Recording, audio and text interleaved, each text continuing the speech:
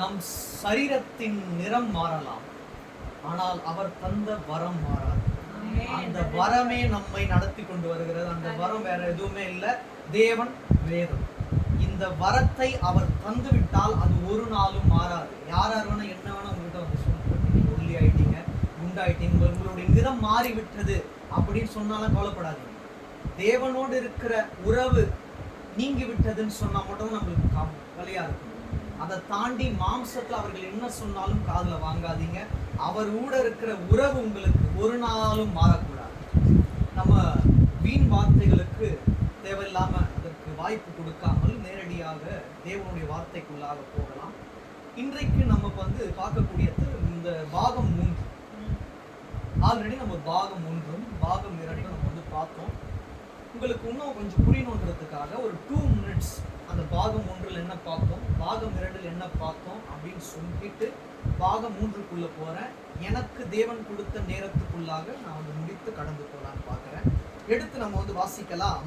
சங்கீதம் 37 நம்ம பார்த்தோம், 4, 5. இன்னைக்கு நம்ம வந்து பார்க்க போறது 6ஆம் வசனம். 4ஆம் வசனத்துல தேவன் அருள் செய்வார் அப்படின்னு பாகம் 1ல பார்த்தோம். கண்டிப்பாக நம் அனைவருக்கும் தேவன் அருள் செய்தார். 1. 2வது காரியத்தை வாய்க்க பண்ணுவார்னு பார்த்தோம்.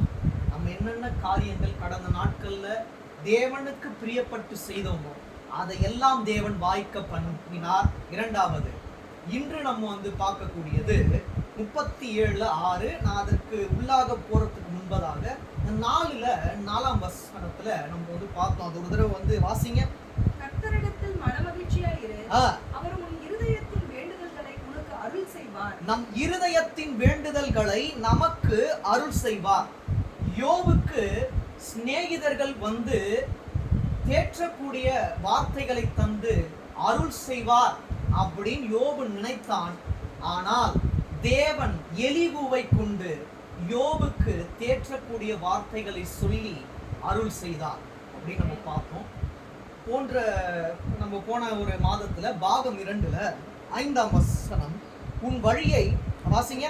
உன் வழியை கர்த்தருக்கு ஒப்புவித்து அவர் மேல் நம்பிக்கையாயிரு, அவரே காரியத்தை வாய்க்க பண்ணுவார். நம் வழியை தேவனுக்கு மாத்திரம் ஒப்புவித்து அவர் மேல் மட்டும் நம்பிக்கையாயிருந்தால் கண்டிப்பாக தேவன் நம்மளுடைய காரியத்தை வாய்க்க பண்ணுவார். அதுல முக்கியமா ஒண்ணு சொன்னேன், அந்த என்ன நமக்கு தேவையான வழியோ அதில் நம்மை கொண்டு வந்து விட்டு விட்டு சென்று போகிற தேவன் அல்ல, நம்மை ஒரு ஸ்டெப்பும் அழகா வழிநடத்துவார்.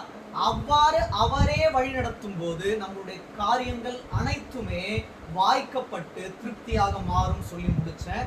இன்று 6ஆம் வசனம் வாசிங்க. நம்ம நேரடியா பாகம் 3க்குள்ளாக போவோம். உன் நீதியை வெளிச்சத்தை போலவும், உன் நீதியை வெளிச்சத்தை போலவும், உன் நியாயத்தை பட்ட பகலை போலவும் விளங்க பண்ணுவார். கொஞ்சமாக மாற்றி உங்களுடைய நீதியை வெளிச்சத்தை போல மாற்றிவிட்டார், உங்கள் நியாயத்தை பட்ட பகலை போல விளங்க பண்ணுவார். கண்டிப்பாக விளங்க பண்ணுவார். நம்ம எல்லாரையும் சேர்த்து சொல்றேன், வரக்கூடிய நாட்கள்ல எல்லாருக்கும் முன்பாக நம்மளுடைய நீதி நியாயங்கள் வித்தியாசமாக இருக்கும். ஏன்னா நம்மளுடைய நீதிபரர் ஆண்டவராகிய இயேசு கிறிஸ்து. நமக்கு நேரம் இல்லாததுனால நான் வேகமாக போறேன். தேவன் உங்களுக்கு ஆழமாக இடைப்படுவார் நம்புறேன். எரேமியா 9ஆம் அதிகாரம் 24 வாசி. எரேமியா 9ஆம் அதிகாரம் 24.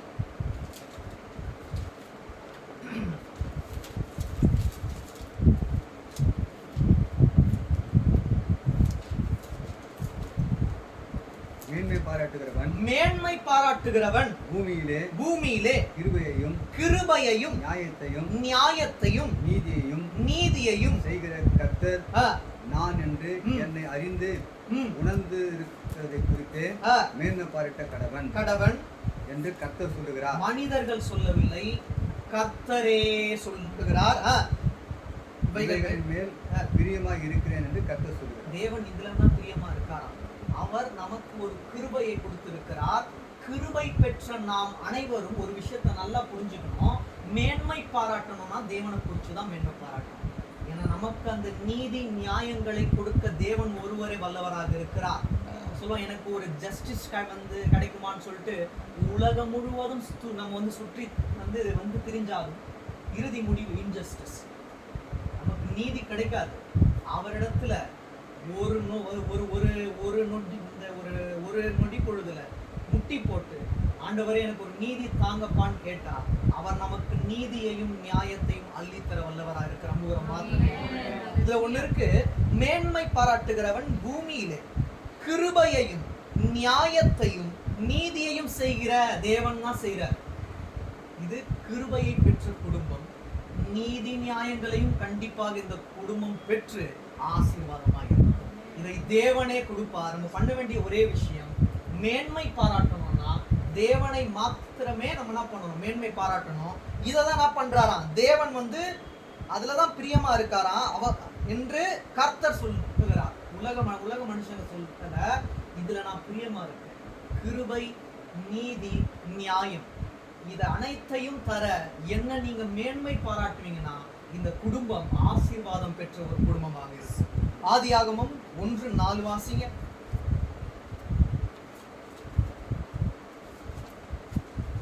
வெளிச்சம் நல்லது என்று தேவன் கண்டார், வெளிச்சத்தையும் இருளையும் தேவன் வெவ்வேறாக பிரித்தார். அப்போ உங்களுக்கு எது வெளிச்சம் எது இருள் அப்படின்ற ஒரு கிளாரிட்டி உங்களுக்கு கண்டிப்பாக இருக்கும். அப்போ இருள் அப்படின்றது பிசாசை குறிக்கிறது. ஆனால் இருளிலும் வெளிச்சத்தை தர தேவன் வல்லவராக இருக்கிறார். அதான் நம்ம தேவன். பிசாசு நான் பண்ணுவோம், பட்டப்பகலை கூட இருளாக மாற்ற பிசாசால முடியும். ஆனால் நம் தேவன் இருளையும் வெளிச்சமாக மாற்றுவான். அதனாலதான் நம்ம வந்து பகல்ல இருக்கிறத காட்டிலும் உலக மனுஷங்க இருள்ல இருக்கிறதுக்கு ரொம்ப பயப்படுவாங்க. ஆனா அந்த இருளை வெளிச்சமாக மாற்றி நம்முடைய நீதி நியாயங்களை இன்னும் அதிகமாக அனைவருக்கு முன்பாக ஒரு சாட்சிகளாய் நிறுத்த வல்லவராக இருக்கிறார். எனக்கு அநீதி பண்ணாங்க, நான் யாருக்கிட்டையும் போல, எனக்கு நியாயம் கிடைக்கணும்னு ஒருத்தர்கிட்ட போனேன், அவர்கிட்ட எனக்கு நீதி கிடைத்தது, நியாயம் கிடைத்தது. அதற்கு முன்பதாக எனக்கு ஒரு கிருபையை தேவன் தந்தார். கிருபையை தந்த தேவனிடத்தில் தான் எனக்கு நீதி கிடைத்தது, நியாயம் கிடைத்தது என்று இந்த குடும்பம் அடுத்த வருடம் கண்டிப்பாக சாட்சி சொல்லும்படியாக தேவன் வைப்பார். அவங்களுடைய பரீட்சையை சேர்த்து தான் நான் இதையும் சொல்றேன். அவங்களுடைய பரீட்சையோட சாட்சியும் வித்தியாசமா இருக்கும்.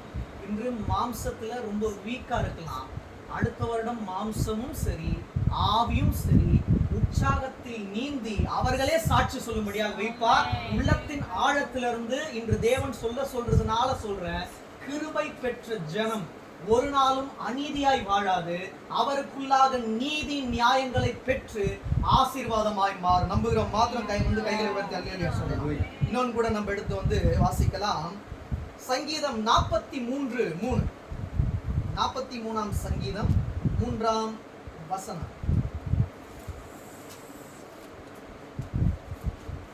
என் அருணாகிய தேவன் 43:3. அதான் வெளிச்சத்தையும் உமது சத்தியத்தையும் அனுப்பி அருளும். அவைகள் என்னை நடத்தி உமது பரிசுத்த பர்வதத்திற்கும் உமது வாசஸ்தலங்களுக்கும் என்னை கொண்டு போவதாக. உமது வெளிச்சத்தையும் உமது சத்தியத்தையும் அனுப்பி அருளும். இதைதான் நீங்க கேட்கணும். ஆண்டவரே, உன்னுடைய வெளிச்சமே என்னன்னா பண்ணணும், நான் வந்து நடத்தணும்.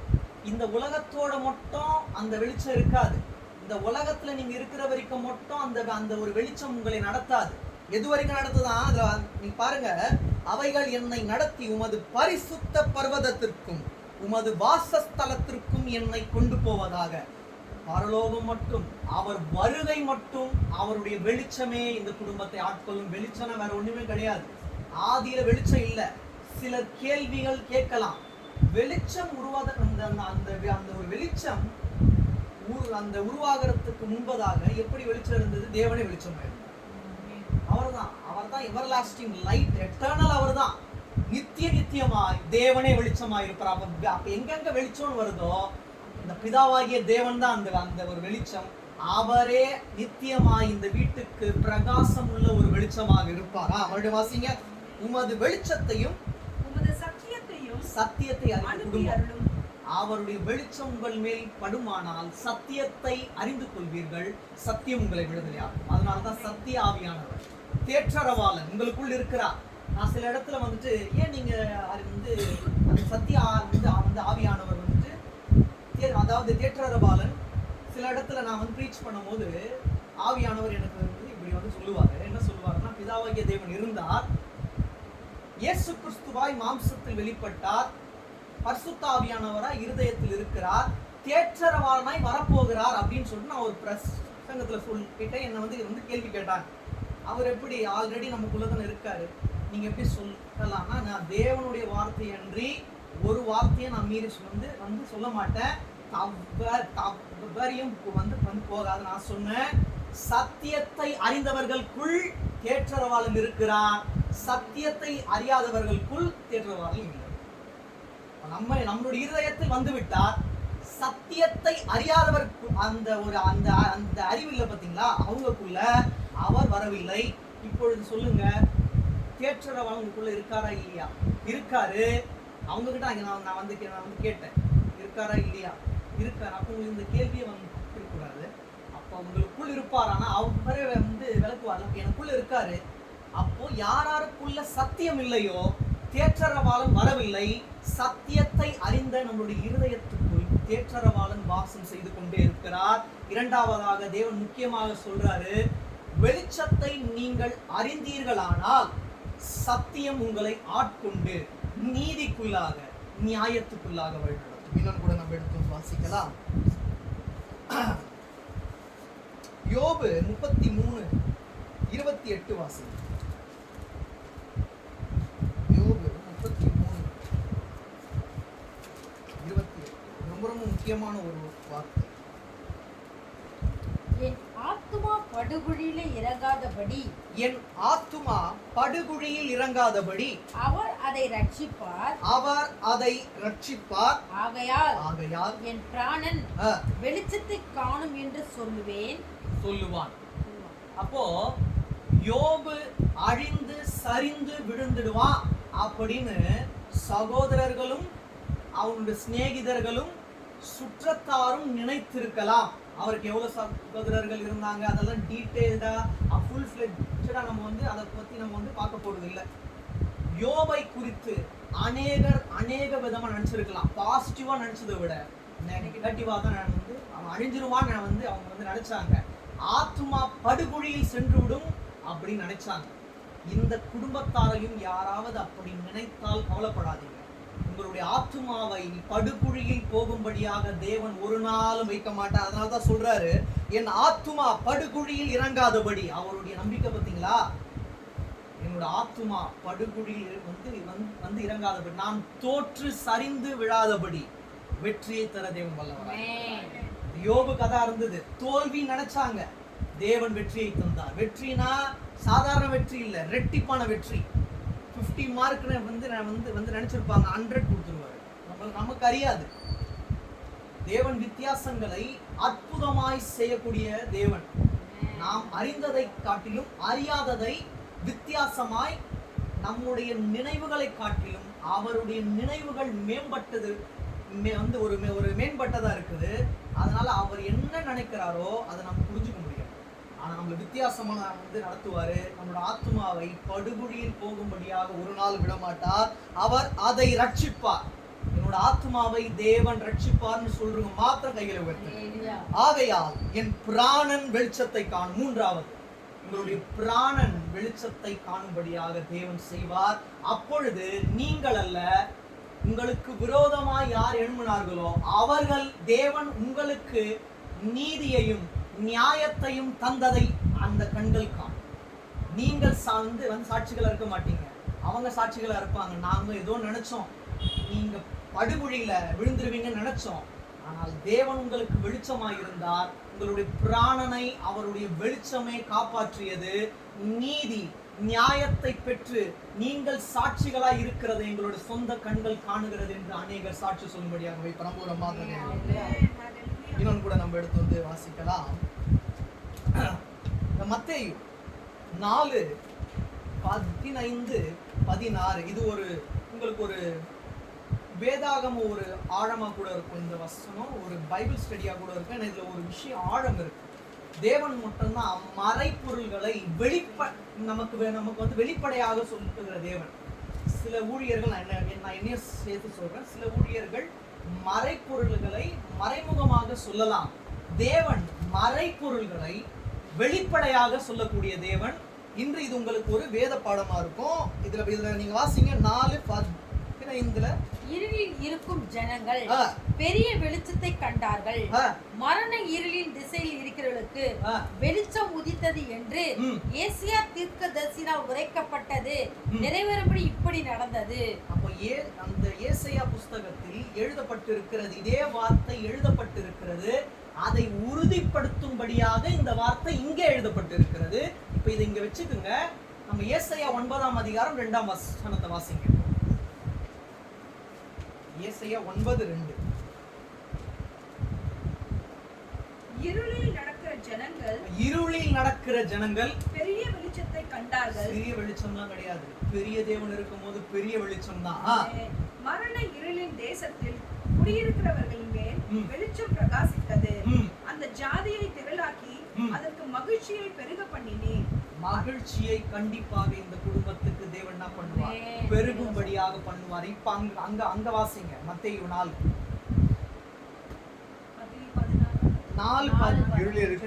இருளில் இருக்கும் ஜனங்கள் பெரிய வெளிச்சத்தை கண்டார்கள். மரண இருளின் திசையில் இருக்கிறவர்களுக்கு வெளிச்சம் உதித்தது என்று. மரண இருளின் அந்த ஒரு வாக்கியம் மட்டும் வாசிங்க. மரண இருளின் திசையில் இருக்கிறவர்களுக்கு வெளிச்சம் உதித்தது என்று. அப்போ நல்லா புரிஞ்சுக்கோங்க, பிசாசு ஒரு குடும்பத்தை ஆட்கொள்வானால் அந்த வீடு மரணத்துக்குள்ளாக, மரண இருளுக்குள்ளாக சூழ்ந்து கொண்டிருக்கும். ஆனால் தேவனுடைய பார்வை, தேவனுடைய வெளிச்சம் அந்த குடும்பத்தில் இருக்குமானால் சாத்தானின் காரியங்களை அழித்து தேவன் ஒரு புதிய மாற்றத்துக்குள்ளாக, நித்திய ஜீவனுக்குள்ளாக நடத்துவார். அதனாலதான் தாவீது வந்து எழுதுறாரு, மரண அலைகள் என்னை சூழ்ந்திருக்கிறது, துர்ச்சன பிரவாகம் என்னை பயமுறுத்துகிறது.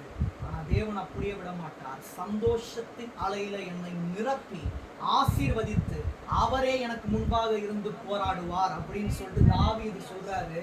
இதுலயும் அப்படிதான், மரண இருளிலிருந்து தேவன் உங்களை ஒரு புதிய வெளிச்சத்துக்குள்ளாக நடத்தி நீதி நியாயங்களை காணும்படியாக தேவன் செய்வார். நம்ம மாத்திரம் ஏசாயா 30:26.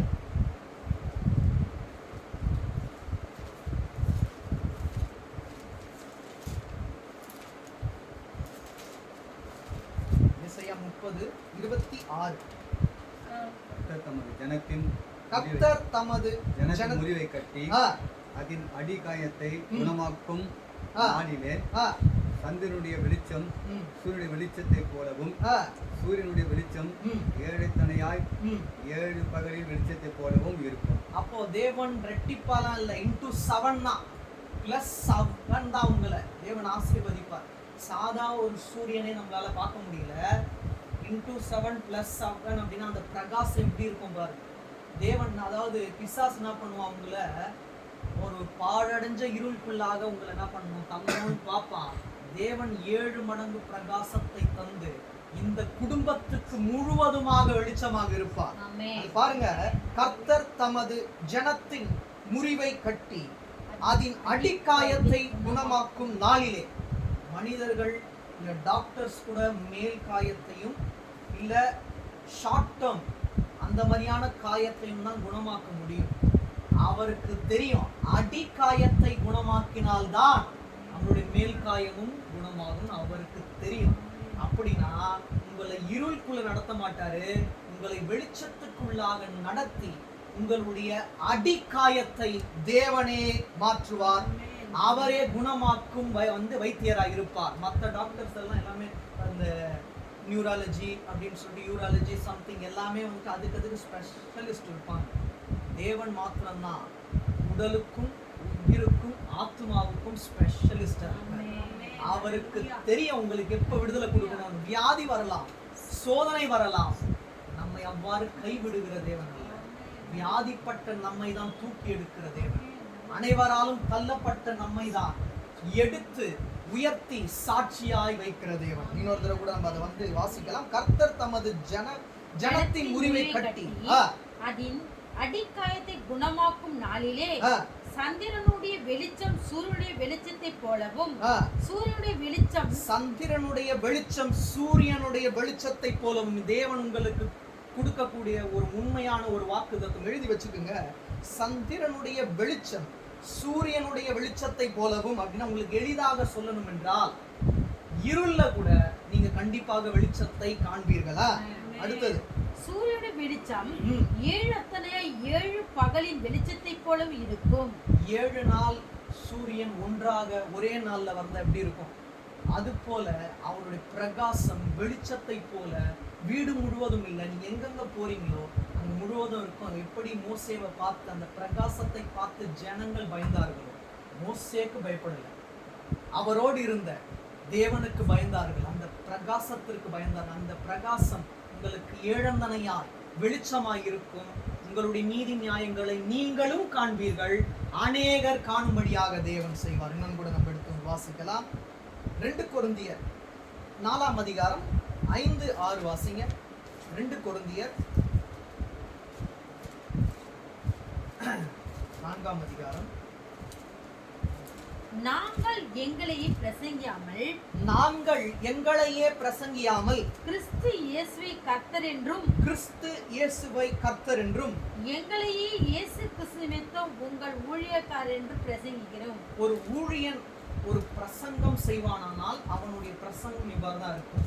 இயேசு கிறிஸ்துவே தேவன், தேவனால் அனுப்பப்பட்டவர்கள் வெறும் அவருடைய வேலையாட்கள், ஊழியர்கள். இது அவ்வளவு ஆழம் இருக்கு. நீங்க பாருங்க, நாங்கள் எங்களையே பிரசங்கியாமல், நாங்க இப்படி இருந்தோம், நான் இப்படி பண்ணேன், தேவன் என்ன கொண்டு நடத்தினார்னு சொல்றதை விட்டுட்டு தேவன் நடத்தினார், தேவன் இந்த வார்த்தையை உங்களுக்கு சொல்றார், தேவன் உங்களை நித்தம் நித்தமுமாக நடத்துவார், நாங்கள் சென்று விடுவோம், தேவன் உங்களோடு இருப்பார், இப்படி ஒரு ஊழியன் சொல்வானால் அவன்தான் தேவனால் அழைக்கப்பட்டு தெரிந்து கொள்ளப்பட்ட ஊழியன்.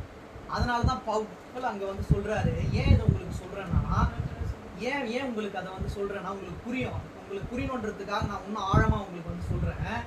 வெறுமனே வெளிச்சம் என்றால் வெளிச்சம் அப்படின்னு சொல்றவன் ஊழியன், வெளிச்சம் என்றால் தேவனே வெளிச்சம் அப்படின்னு சொல்றவன் தேவனால் அழைக்கப்பட்டு தெரிந்து கொள்ளப்பட்ட ஊழியன். இப்போ உங்களுக்கு நான் வந்து சொல்றேன் பாருங்க, புரியும். நாங்கள் எங்களையே பிரசங்கியாமல் அப்படின்னா என்ன அர்த்தம்? எங்களுக்கு தெரிந்ததையே உங்களுக்கு பிரசங்கியாமல். நான் வந்து வாசிக்கும் போது வெறும் வெளிச்சம் அப்படின்னு படிச்சுட்டு தேவன் கிட்ட ஏசப்பா எனக்கு இதை வெளிப்படுத்துங்கன்னு கேட்காம அப்படியே உங்களுக்கு வந்து சொல்வேன். ஆனால் தேவன் உங்களுக்கு வெளிச்சத்தை வந்து கொடுப்பாருன்னு சொல்லிட்டு முடிச்சிருவேன். அதல்ல பிரசங்கம். தேவன் வெளிச்சத்தை தருவார், அவரே வெளிச்சமாய் வருவார். இதுதான் பிரசங்கம். ஏன்னா ஆழம் இருக்கு. மேலோட்டமா சொன்னா வந்து உங்களுக்கு வந்து புரியாது. எனக்கும் பாடம் காலைல அப்படியாப்பா அப்படின்னு சொல்லி நானும் வந்து அவர் எனக்கு வந்து வெளிப்படுத்தும் போது எனக்கு ஆச்சரியமா இருக்கு. அறியாததையும் அறிவிப்பார். நான் லேர்ன் பண்ணாம, நான் என்னை சீர்படுத்தி கொள்ளாமல் இங்க வந்து பிரசங்கம் பண்ணி நீங்க அதை செய்யக்கூடாது அப்படின்னு சொல்லவே கூடாது. நான் என்னை சரிப்படுத்தி கொண்டு உங்களிடத்தில் சொல்வதே உண்மையான தேவனுடைய ஊழியத்தை செய்பவனுக்கு அடையாளம். நான் நம்புறேன், தேவனுடைய ஊழியத்தை செய்வது எனக்கு உள்ளானது. அதை உண்மையும் உத்தமமாக செய்யணும். பவுலோட வார்த்தைகள்லாம் அவ்வளோ எளிதாக புரிஞ்சுக்க முடியாது. அதனாலதான் உங்களுக்கு அந்த ஒரு அடிக்கோடிட்டு உங்களுக்கு அந்த விளக்கத்தை புரியணுன்றதுக்காக தான் 2வது தடவை சொன்னேன். இப்போ மறுபடியும் வாசிங்க. நாங்கள் எங்களையே பிரசங்கியாமல் கிறிஸ்து இயேசுவை கர்த்தர் என்றும். இதுல ஒரு வார்த்தை இன்னும் கூட குழப்பமா இருக்குல்ல. இயேசு கிறிஸ்து தேவன் வெவ்வேறா ஒன்றா, இந்த ஒரே வார்த்தை முடிச்சிட்டார். கிறிஸ்து இயேசுவை கர்த்தர் என்றும், அவ்வளவுதான். Jesus Christ is God. அதை வந்து அவ்வளோ ஒரு ஒரு பெரிய ஒரு கான்ட்ரவர்சியை ஒரே லைன்ல முடிச்சிட்டார் பாருங்க. Jesus Christ is God. இப்படிதான் ஒரு ஊழியர் இருக்கணும். உங்களை குழப்பி விடக்கூடாது. அப்படி இருக்குமா, அவர் மறைமுகமா சொன்னாருமா, அவர் வெளிப்படையா சொல்ல, நம்ம தான் புரிஞ்சுக்கணும் அப்படின்லாம் சொல்லாம கிறிஸ்து இயேசுவை கர்த்தர் என்றும் எங்களையோ இயேசுவின் நிமித்தம் உங்கள் ஊழியக்காரன் என்றும். நான் ஊழியக்காரன், என்னை மதிக்காம நீங்க ஒரு வேலையும் செய்யக்கூடாதுன்னு ஒரு ஊழியன் சொல்லுவானால் அது சரியில்லை. நான் கிறிஸ்துவின் ஊழியக்காரன். அவர் என்ன சொன்னாரோ அதை சொல்லிவிட்டு சென்ற பிறகு நான் என்ன பண்ணக்கூடாது? உங்களுக்கு இன்சார்ஜா இருக்கக்கூடாது, அவர் தான் உங்களுக்கு இன்சார்ஜா இருக்கணும். இப்போ அநேக ஊழியர்கள் என்ன கேட்டுதான் நீங்க பண்ணணும். நீங்க என்ன காரியம் செய்ய வேண்டுமானாலும் எனக்கு ஃபோன் பண்ணிட்டு ஆலோசனை கேட்டு தான் பண்ணணும் அப்படின்னு ஆர்டர் போடுறவங்க இருக்கு. அந்த ஆர்டருக்கு ஒரு ஊழியன் உட்படக்கூடாது, அந்த ஆர்டருக்கு உட்படும். அதுதான் அவர் பவுல் அப்படி எழுதுறாரு. ஏன்னா ஆழமா இருக்கு இந்த வசனம் உள்ள வந்து அவ்வளவு ஆழம் இருக்கு. இப்ப 6 வாசிங்க. இருளில் இருந்து வெளிச்சத்தை பிரகாசிக்க சொன்ன தேவன். இப்ப புரியுதுங்களா உங்களுக்கு? அதனால தான் 5 சொன்னேன் நான். அந்த 5ஆம் வசனத்தை நீங்க புரிஞ்சு கொண்டால் 6ஆம் வசனம் உங்களுக்கு இன்னும் எளிதா இருக்கும். நல்லா உங்களுக்கு இன்னும் எளிதாக நான் வந்து சொல்றேன். பிரசங்கம் பண்ணும்போது ஒரு ஊழியன் மேலோட்டமாக சொல்வானானால் அவன் தேவனால் அழைக்கப்பட்டவன் அல்ல, தன் சுய சரீரத்தினால் அவன் ஒரு பிளான் இருந்திருக்கும், ஊழியன் நம்ம வந்து மாறணும்னு. அப்படி வந்த ஒரு வந்து ஊழியனா இருப்பான். ஆனால் பவுல் அப்படி இல்லை, தேவனால் அனுப்பப்பட்டவன். எனக்கு தெரியும் அந்த வெளிச்சம் அப்படின்னு சொல்லிட்டு நான் மேலோட்டமாய் படிக்காமல் தியானிக்காமல் அந்த வெளிச்சம் தேவனே அப்படின்னு நான் எப்போ பிரசங்கம் பண்றேனோ அப்பொழுதுதான் நான் இயேசு கிறிஸ்துவின் ஊழியன். இப்போ வாசிங்க 6. இருளில் இருந்து வெளிச்சத்தை பிரகாசிக்க சொன்ன தேவன் இயேசு கிறிஸ்துவின் முகத்தில் உள்ள தமது மகிமையின் அறிவாகிய ஒளியை தோன்ற பண்ணும் பொருட்டாக எங்கள் இருதயங்களே பிரகாசித்தார். அப்ப புரிஞ்சுதுங்களா? இயேசு கிறிஸ்துவின் முகம் பிரகாசமா இருக்கிறது, அதனால் அவர் நமக்கு வெளிச்சமாய் இருப்பார், இருதயத்தில் ஒரு பிரகாசத்தை நமக்கு தருவார். இதுதான் ஆழம். மேலோட்டமாய் நீதி நியாயங்களை தேவன் உங்களுக்கு கொடுப்பார், நீங்கள் ஆசீர்வாதமாய் இருப்பீர்கள், இத்தோடு முடிந்தது, ஆசீர்வாதமாய் இருங்கள், ஆமேன், அப்படி என்று சொல்லிவிட்டு போகக்கூடிய மாம்சத்துக்குரிய ஊழியர்கள் அல்ல. தேவன் சொல்றாரு அவருடைய முகம் எவ்வாறு பிரகாசமாக இருக்கிறதோ அதை போல ஆண்டவராக இயேசு கிறிஸ்து நம் இருதயத்தில் வந்து தங்கி தாபரிப்பாரானால் நம்மளுடைய இருதயம் பிரகாசம் உள்ள இருதயமாக மாறும். அதனாலதான் எங்கள் இருதயத்திலே பிரகாசித்தார். அந்த வார்த்தை ரொம்ப ரொம்ப முக்கியம். இருளில் இருந்து வெளிச்சத்தை பிரகாசிக்க சொன்ன தேவன் இயேசு கிறிஸ்துவின் முகத்தில் உள்ள தமது மகிமையின் அறிவாகிய ஒளியை தோன்ற பண்ணும் பொருட்டாக எங்கள் இருதயங்களிலே பிரகாசித்தார். அவர் கண்டிப்பாக உங்களுடைய இருதயங்கள்ல பிரகாசிப்பார். நீங்கள் அநேகருக்கு பிரகாசமாக இருப்பீங்க. இப்ப சொல்றேன், அன்று மோசேக்கு அவர் வந்து காட்சி அளிக்கிறாரு, பிரகாசமா மோசேக்கு வந்து காட்சி அளிக்கிறாரு. இந்த வசனத்தை லிங்க் பண்ணி பாருங்க. ஆண்டவராகிய இயேசு கிறிஸ்து அன்று பிதாவாய் ஒளியாய் இருந்தார். அவர் மோசேவின் இருதயத்துக்குள் சென்று பிரகாசித்ததுனாலதான் அவர் அங்கிருந்து கீழிறங்கி வரும்போது மோசேவும் பிரகாசமாய் இருந்தார், ஜனங்கள் பார்த்து பயந்தார். இவ்வாறுதான் மாறப்போகிறது. ஆண்டவராகிய இயேசு கிறிஸ்து இருந்தார், அவரை அறிந்து விட்டோம், அந்த சத்தியம் என்ன என்று ஆழத்தை புரிந்து விட்டோம், இருதயத்துக்குள் பிரகாசமாய் வந்து விட்டார். நாமும் அநேகருக்கு பிரகாசமாய் இருப்போம், நம்மை கொண்டு அவர்களும் அநேகருக்கு பிரகாசமாக இருப்பார்கள். இவ்வாறாக தேவன் உங்களை நடத்தும். ஒன்னே ஒன்று தான் நான் சொல்லிட்டு முடிச்சிடுறேன். மத்தேயு 17:1 வாசி.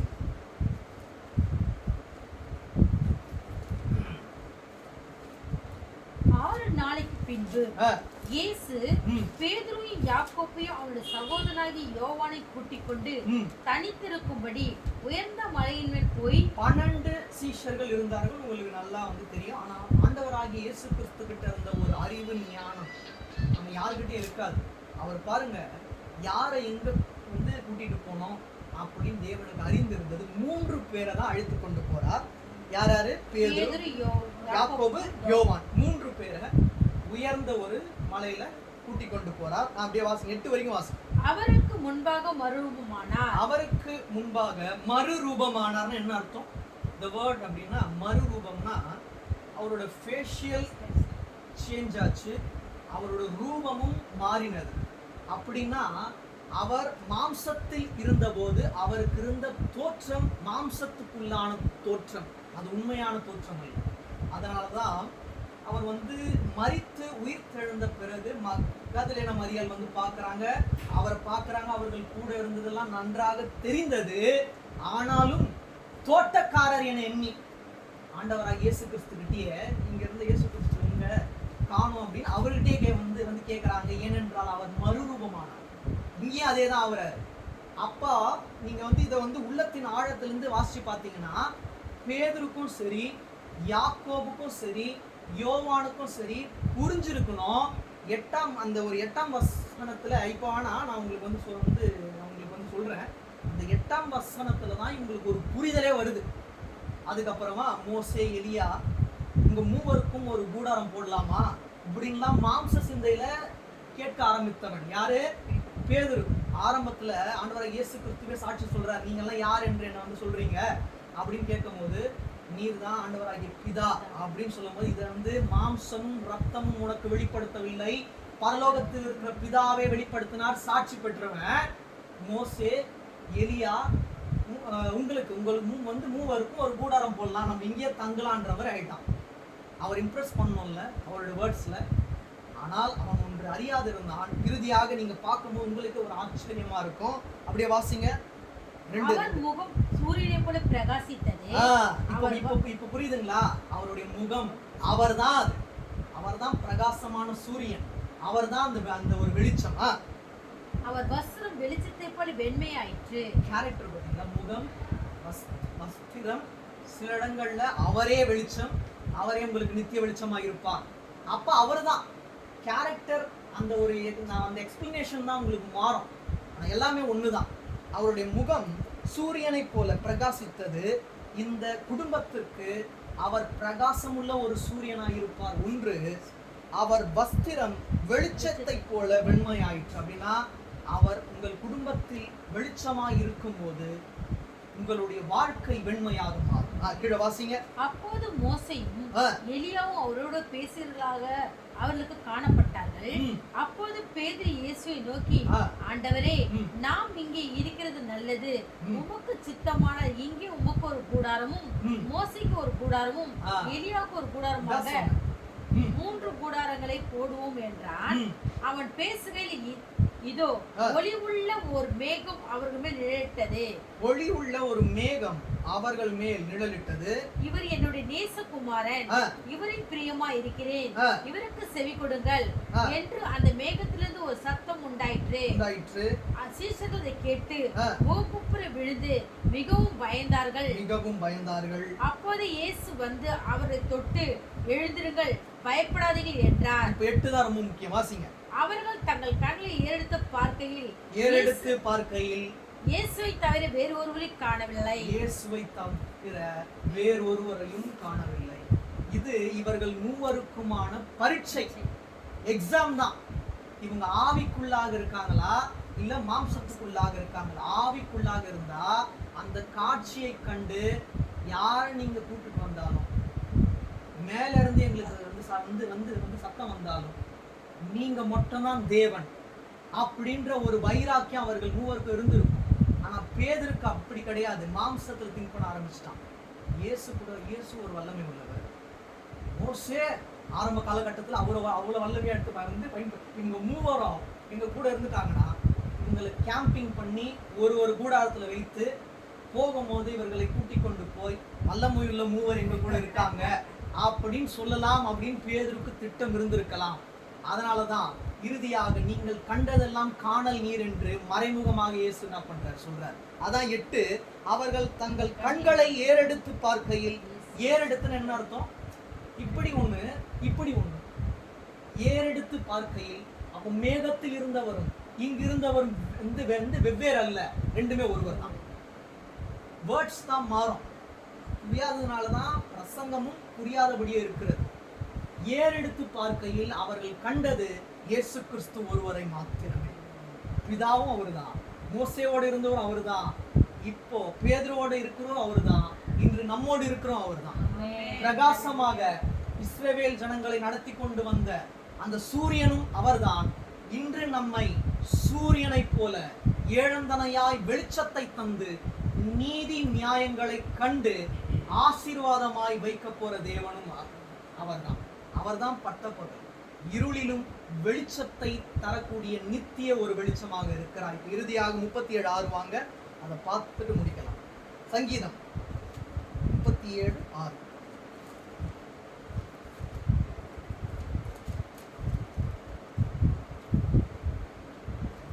நீதியை வெளிச்சத்தை போலவும், என் நீதியை வெளிச்சத்தை போலவும், நியாயத்தை பட்டப்பாறை போலவும் விளங்க பண்ணும். அநேக காரியங்களை நம்ம வந்து பார்த்தோம். தேவன் அநேக காரியங்களை உங்களுக்கு மறைமுகமாக மறைப்பொருள்களை வெளிப்படையாய் வெளிப்படுத்தியிருப்பார். நான் நம்புறேன், எனக்குமே பாடம் கண்டிப்பாக தேவன் என்ன பண்ணுவார்? உங்களுடைய வாசிங்க. உன் நீதி வெளிச்சத்தை போலவும், நம் நீதியை வெளிச்சத்தை போலவும், நம் நியாயத்தை பட்டப்பகலை போலவும் விளங்க பண்ணுவார்.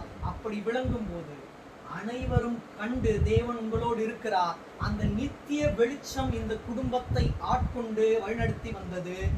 நீதி நியாயங்களை பெற்றீர்கள், இனிமேலும் பெற்றுக்கொள்வீர்கள் சொல்லிட்டு அநேக ஜனங்கள் உங்களை கொண்டு சாட்சி சொல்லும்படியாக வைப்பார். ஏன்னா நம்மளுடைய ஆத்துமாவை படுகுழியில் தள்ளிவிடுகிற தேவன் அல்ல, நம்மை உயர்த்தி நம்மளுடைய பிராணனை ஒரு வெளிச்சத்தை போல மாற்றுவார். ஏனென்றால் அவருடைய முகம் பிரகாசம் உள்ள சூரியனை போன்ற ஒரு முகம், அவருடைய வஸ்திரம் வெளிச்சம் உள்ள ஒரு வெண்மையான ஒரு வஸ்திரம். அந்த வஸ்திரம் என்னும் ஆசீர்வாதத்தை உங்களுக்கு தருவார். இறுதியாக முக்கியமாக நான் உங்களுக்கு சொல்றேன், அந்த வஸ்திரத்தை தேவன் ஆசீர்வாதமாய் தரும்போது வெளிச்சம் வெண்மையாக மாறும். அனைவருடைய கண்கள் உங்கள் மேல் இருக்கும். ஆனா யாருமே உங்களை என்ன பண்ண மாட்டாங்க? பொறாமையில பார்க்க மாட்டாங்க. இவர்களைப் போல நாங்களும் நீதி நியாயங்களை பெற்று அந்த வெளிச்சத்துக்குள்ளாக நடந்து வெண்மையான ஒரு ஆசீர்வாதத்தை பெற்றுக்கொள்வோம். அப்படி அவர்களே சாட்சி சொல்வார்கள். அடுத்த வருடம் உங்களுக்கு இதை விட தேவன் மேன்மையான காரியத்தை கண்டிப்பாக செய்வார். அதனால நீங்க ஒரு நாளும் எதை கண்ட கலங்க வேண்டிய அவசியமே இல்லை. ஏன்னா அருள் செய்ய தேவன் இருக்கிறார். உங்களுடைய காரியத்தை வாய்க்க பண்ண தேவன் உங்கள் அருகில் இருக்கிறார். அனைத்தையும் வெளிச்சத்தை போல பட்டப்பகலை போல உங்களுடைய நீதி நியாயங்கள் கண்டிப்பாக விளங்கும்படியாக தேவன் செய்வார். அந்த நம்பிக்கையோடு இருங்க. ஒன்றை கண்டு நீங்க அஞ்ச வேண்டிய அவசியமே இல்லை. அவர் அன்றும் இருந்தார், இப்பொழுதும் இருக்கிறார், இறுதி வரை இருப்பார். கண்களை மூடலாம். அன்பின் பிதாவே,